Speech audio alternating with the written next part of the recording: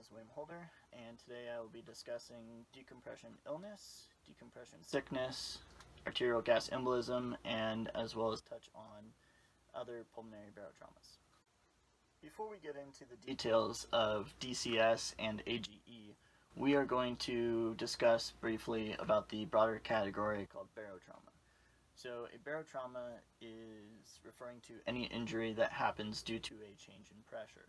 So most commonly this happens in divers, however it does also occur in astronauts as well. Underneath barotrauma, we have several different subcategories, and the main one we're going to focus on today is called decompression illness. And secondly, we're going to touch on pulmonary barotrauma as well. So looking into decompression illness, there are two main injuries underneath that. They are decompression sickness and arterial gas embolism. The reason these are linked together is because the treatment is the same for both. Even though arterial gas embolism is technically a pulmonary barotrauma.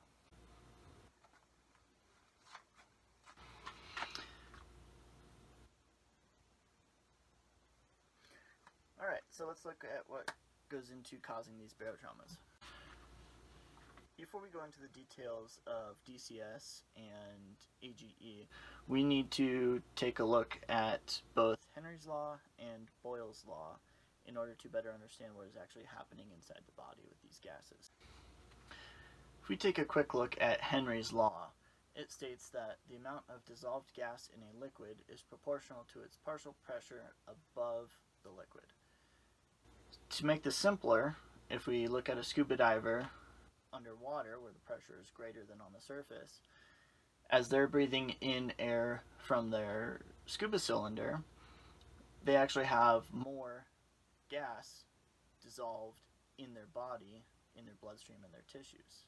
This becomes especially important when talking about DCS. Another law that is important to understand when dealing with pressure changes is Boyle's Law, which states that for a gas, pressure and volume are inversely proportional. So if you increase the pressure, the volume of that mass of gas is going to go down. If you decrease that pressure, that volume is going to expand. So an easy way to understand this is if you take a balloon, blow it up on the surface, tie it off so no air is going to leak out, and you take it underwater. As the pressure increases, that balloon is going to get smaller and smaller and smaller. Now the rate that this balloon gets smaller is pretty simple. So every 33 feet is another atmospheric pressure unit. So what that means is the pressure that's on the surface of the ocean is actually doubled by the time you get 33 feet underwater. And if you go down to the recreational limit of scuba diving, which is 130 feet, you're actually at 5 times the pressure than you are at the surface. So if you can imagine that balloon is at 132 feet, 5 times smaller than it was at the surface. Also important is when you're ascending, going back up, any air volume that is in a container down at 132 feet will be 5 times larger on the surface. Now that we have a little better understanding about how pressure affects a gas underwater, we can talk about decompression sickness. So decompression sickness occurs when a diver ascends too rapidly and the amount of gas that is dissolved into the bloodstream and tissues does not have enough time to what is called off-gas or leave the body appropriately. So there are two types of decompression sickness, type 1 and type 2. Type 1 DCS is commonly referred to as the bends.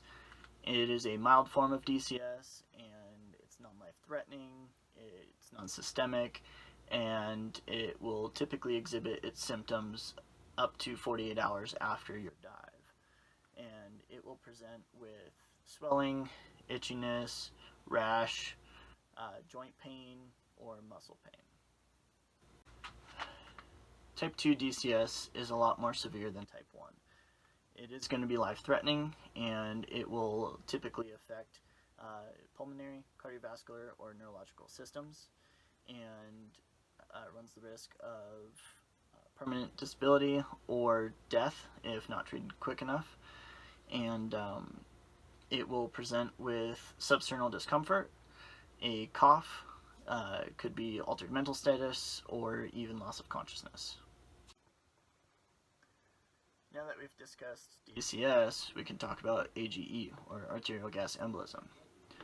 With AGE, it occurs by a diver ascending too fast and either holding their breath or not exhaling fast enough, and it overexpands the lungs and ruptures the alveoli. When those alveoli rupture, it allows air to enter into the bloodstream and it will disperse throughout the body. This typically occurs within 15 minutes of surfacing after a dive. Pretty immediate symptoms occur. These symptoms are going to be loss of consciousness, confusion, convulsions, bloody froth from the mouth or the nose, or weakness or paralysis in the extremities. Now that we've covered DCS and AGE, we are going to talk about the treatment for them. Treatment is similar to treating for shock, where you're going to manage any issue with ABCs first.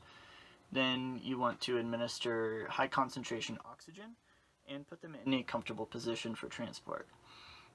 You want to transport them to a facility with a hyperbaric chamber if possible, as the hyperbaric chamber is going to recompress the patient back down to whatever depth that they were diving at and bring them back up very slowly to allow the bubbles inside their system to leave the body appropriately. Since we discussed AGE, I wanted to bring up a few other pulmonary barotraumas that may occur.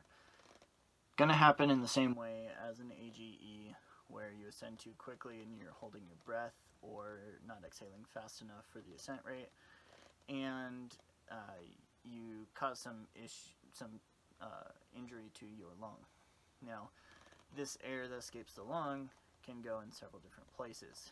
Typically, it will manifest itself in a mediastinal emphysema, where you have air in your chest cavity and it exerts pressure on your heart and your other lung, and it can cause circulatory problems as well as pulmonary problems.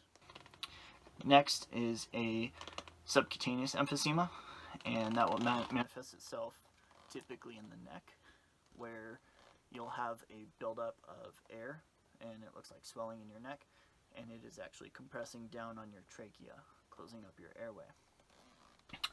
The next one is a pneumothorax, which is a full collapsed lung, and obviously that's going to cause some issues with breathing as well.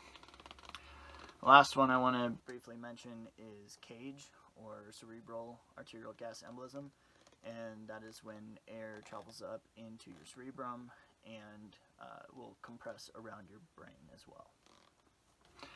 Thank you for joining me, and I hope you learned something, and I will see you next time.